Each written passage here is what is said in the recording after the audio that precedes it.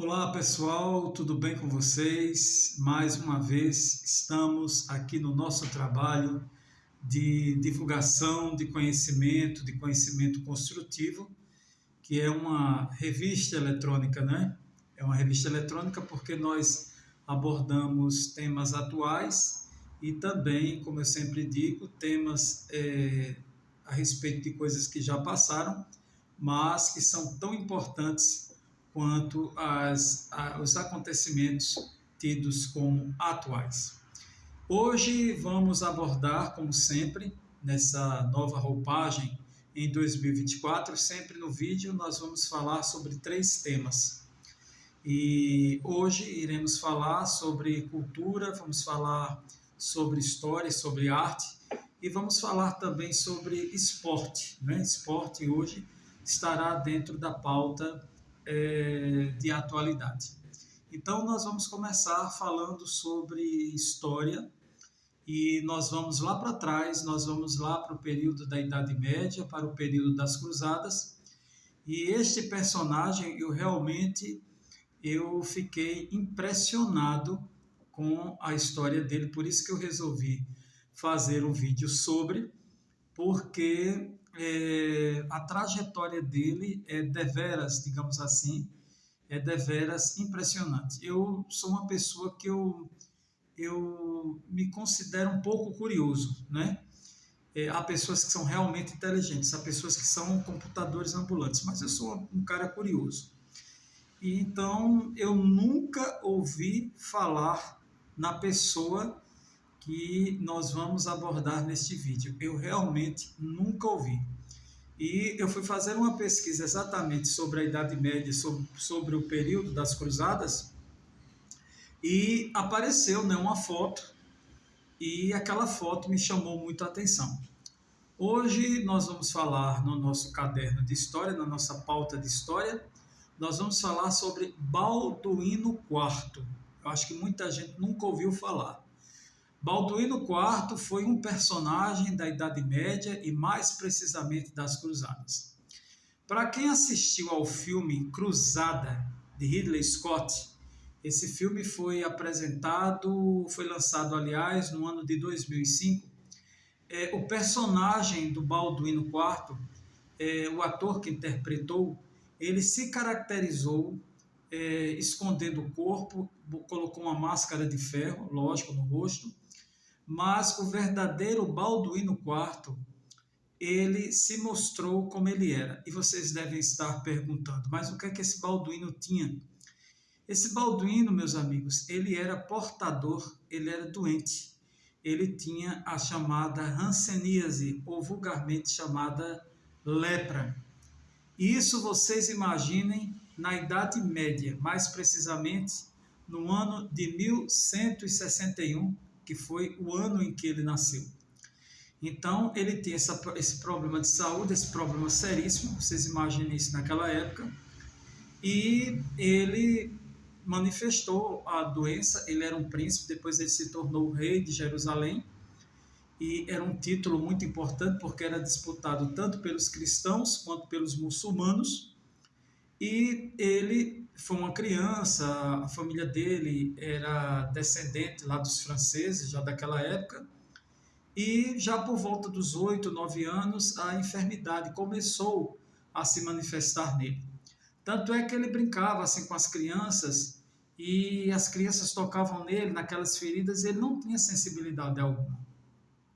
Então foram feitos exames naquela época, com aquela medicina um pouco atrasada, e foi constatado realmente que Balduíno era um doente, ele tinha um problema com hanseníase. Os pais dele faleceram e ele teve um tutor.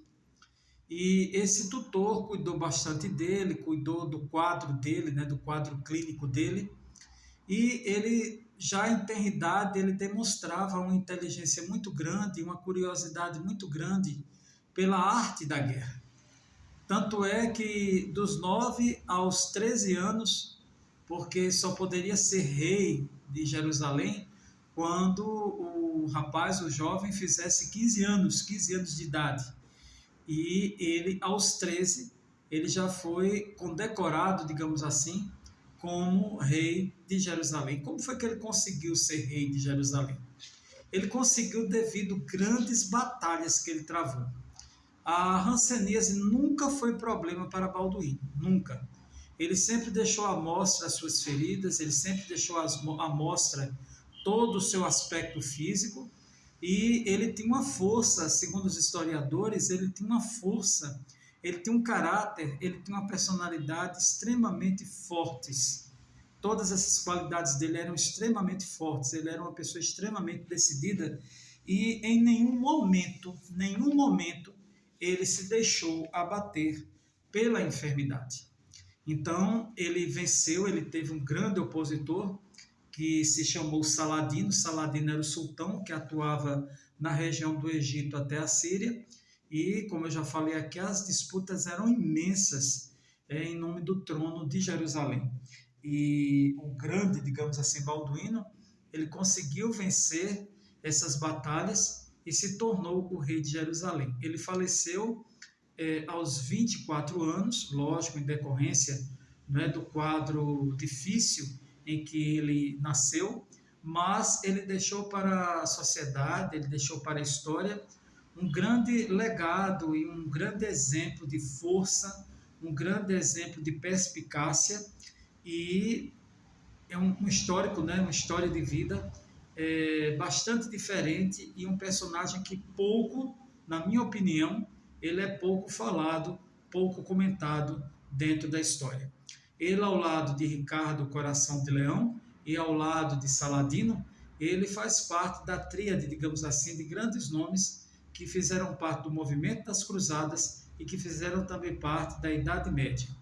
E depois nós vamos fazer um vídeo falando mais detalhadamente sobre a Idade Média, porque há um grupo de historiadores, inclusive que estão na internet, com vídeos bem interessantes, com bastante credibilidade, que eles discordam um pouco da questão da Idade Média como Idade das Trevas. Alguns alegam grandes descobertas na área hospitalar, a criação das universidades. Então, mais adiante nós vamos pegar essas informações, trazer para o nosso linguajar mais fácil, mais coloquial, e nós vamos não debater, mas nós vamos apresentar aqui nos próximos vídeos essa questão da Idade Média, porque os historiadores, os pesquisadores estão cada vez mais descobrindo coisas mais e mais interessantes sobre esse período da idade humana, né? Da idade da humanidade, né? E para mim foi uma grata surpresa descobrir o grande Balduíno, rei de Jerusalém, Balduíno IV. E se vocês entrarem na internet e colocarem Cruzadas, né, de Ridley Scott, vocês vão ver a foto. A foto é um pouco assustadora, mas eu diria até que é bem interessante a maneira como o ator se caracterizou. E vale ressaltar também que a hanseníase nessa época, quem tinha, a pessoa era totalmente estigmatizada, sofria muito não só pelo próprio aspecto físico da doença, mas também pelo emocional e pelo psicológico. Agora nós vamos para atualidades, nós vamos para outro tema, e esse tema é bem legal, vamos levar um pouquinho a nossa vibração, porque nós vamos falar sobre Olimpíadas, as Olimpíadas 2024.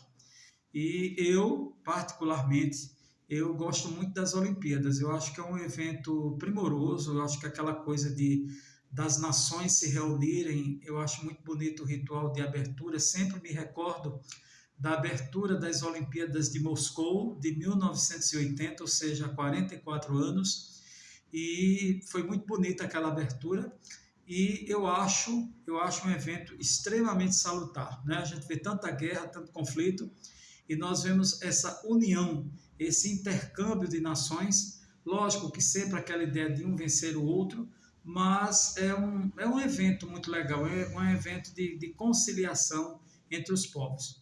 E as Olimpíadas de 2024, muitos já sabem, mas vale ressaltar que acontecerá em Paris, acontecerá na Cidade Luz. E não é a primeira vez que Paris cedia as Olimpíadas. Ela já sediou no ano de 1900 e também no ano de 1924. Essa, então, é a terceira vez que a Cidade Luz, que Paris, que é a capital da França, sediará os grandes Jogos Olímpicos. E lógico que há uma baita de uma infraestrutura. Nós vamos falar aqui um pouco sobre a França, né? Nós sabemos que a França é um dos principais países da Europa, também detém uma das maiores economias do planeta, tanto é que está entre os que mais tiveram êxito nas suas finanças, segundo o FMI, né? Teve um dos PIBs mais elevados do planeta, é um dos países mais importantes economicamente da Europa, é um grande centro cultural, né? Tem uma grande produção literária, uma grande produção musical, uma grande produção cinematográfica, vale lembrar.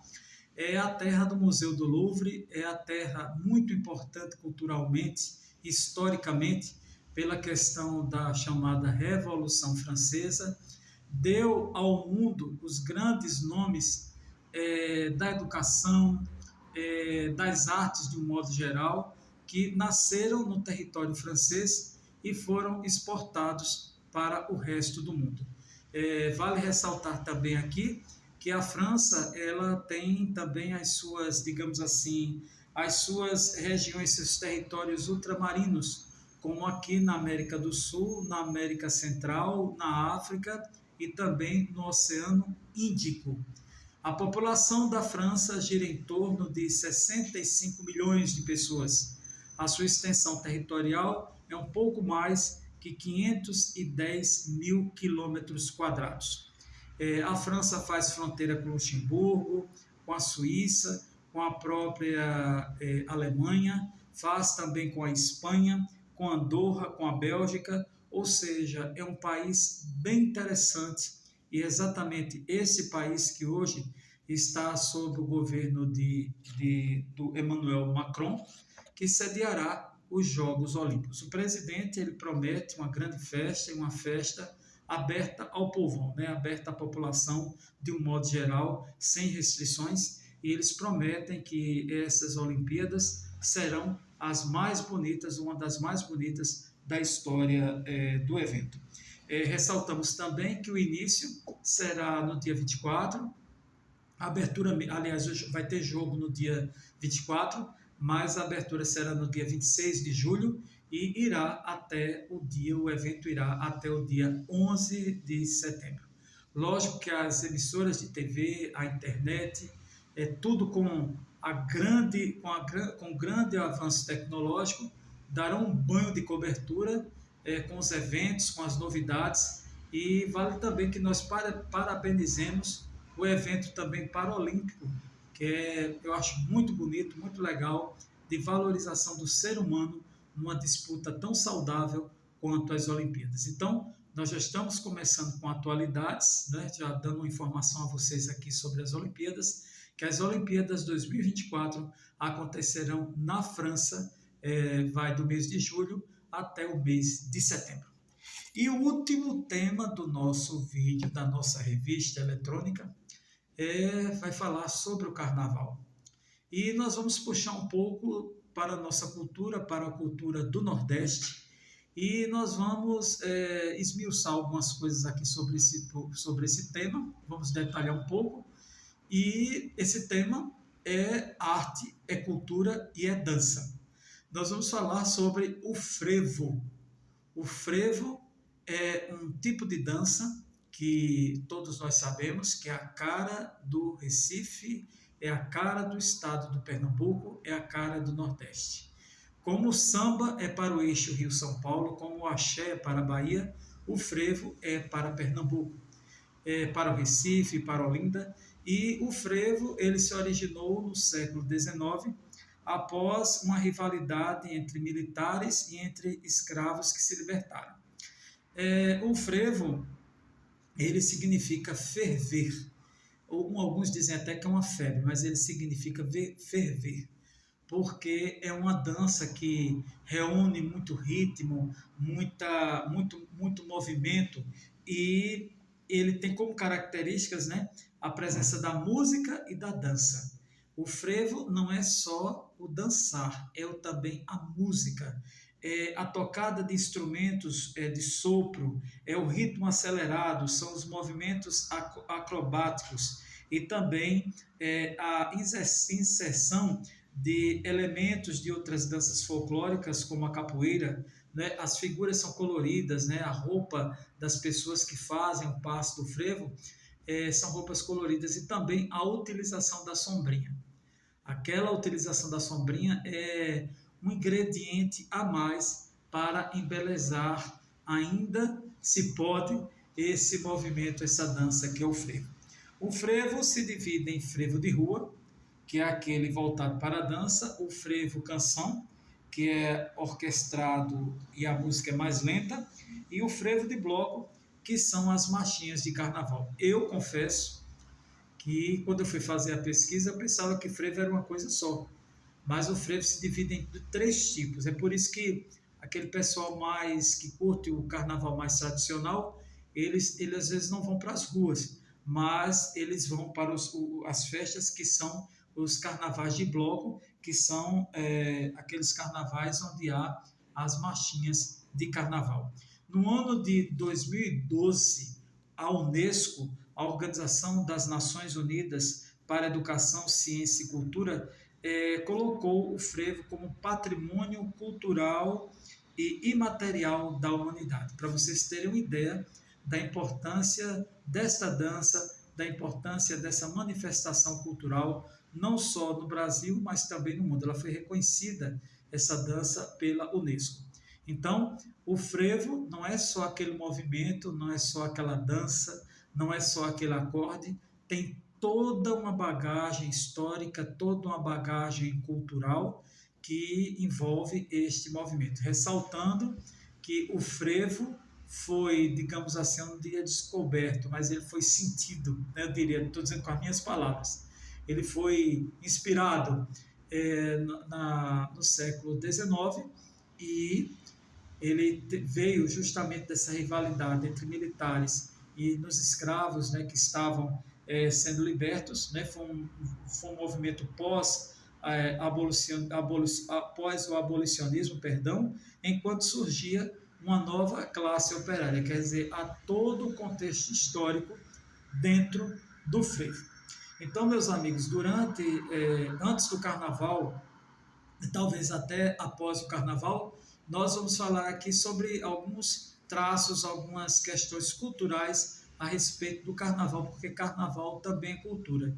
Mesmo que algumas pessoas não gostem de carnaval, mas o carnaval ele é extremamente artístico, ele é altamente histórico e vale a pena ser comentado nos vídeos ou nas revistas eletrônicas como a nossa, que primam tanto pelo conhecimento positivo.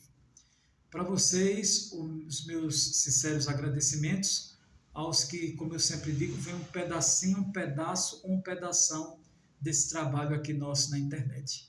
Eu agradeço a todos. Quem quiser, compartilhe com pessoas que gostem de boa informação. Dê um like, que esses likes ajudam para a gente continuar aqui no YouTube, o YouTube permitir a nossa presença, e até o nosso próximo vídeo. Tá contado, pessoal, e até a próxima.